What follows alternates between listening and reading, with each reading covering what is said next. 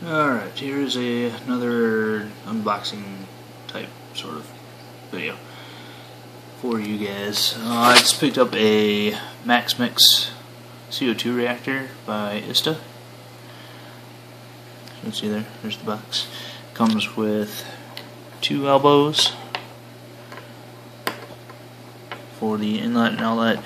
Comes with 2 of these pieces. I got one stuck on the top right now because they fit really tight. It's a adapter to go from a 1/2 inch hose up to 3/4.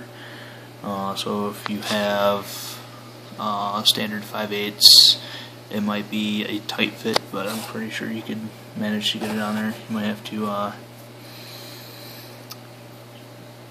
put the hose in some hot water for a little while, get it nice and soft, and then it should be able to get on there. Make sure you use a hose clamp, which this kit does not provide.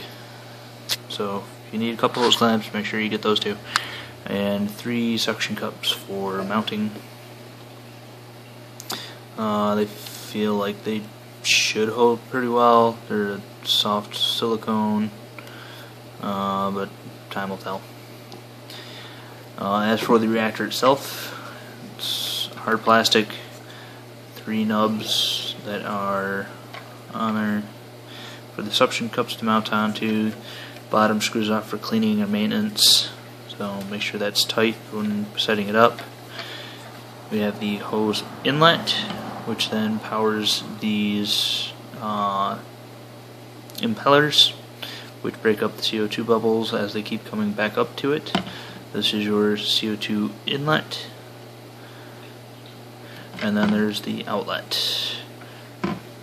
How it works: water comes in, spins the impellers, CO2 comes in, bubbles hit the impellers, get broken up in even smaller bubbles, and then have to be forced down with the flow of the water to the bottom here before the water can actually go up in this center tube and then out the outlet here. So water comes in and down, CO2 comes down, naturally air wants to float, so it's going to keep coming up, hitting these bubbles, getting smashed into smaller and smaller and smaller and smaller bubbles until it's 100% diffused and travels out the water that comes out. I'm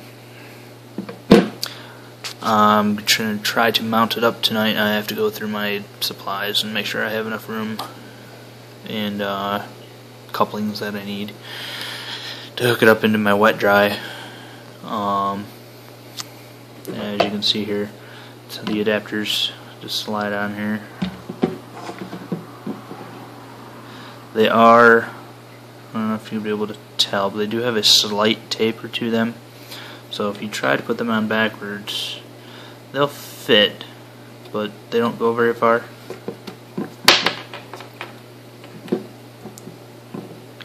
Whereas if you put them on properly, they slide right on. And they stick really well once you get them down, so they themselves are very difficult to get off. So make sure you don't just screw around and put them on thinking that you might need them if you don't know for sure if you're going to need them, because you'll end up needing to cut them off in order to do it. And they're sort of a stiff rubbery plastic, so it might be hard to actually slice them off without damaging the unit.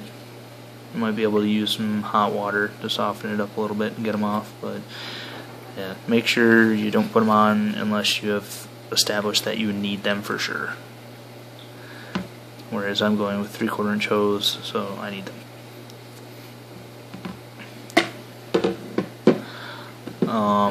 It doesn't have a bracket for hard mounting it to a surface, which sorta irks me, as I want to mount it underneath my cabinet.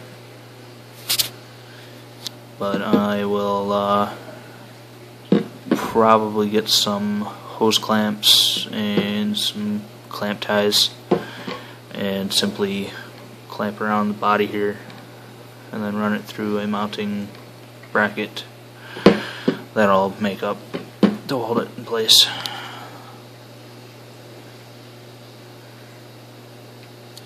So yeah, that is the Ista Max Mix CO2 reactor. Here's the instructions. They're pretty straightforward. The only hard part that I may have is when you install it. You are supposed to hook up your water in, hook up your water out, hook up your CO2, but not turn on the CO2. Then you're supposed to turn it upside down so all the air comes to the top and gets forced out of the system. Where I'm mounting this may make it difficult to flip it upside down, so I'm going to unscrew the bottom here, fill it with water. Obviously I'll have to hold my thumb or something to plug this so it doesn't just drain right out. Put this bottom back on, so that way it's already full of water, and I should have minimum work from there. But time to go see if I can actually get this installed tonight, or have to run to the store and get some stuff tomorrow.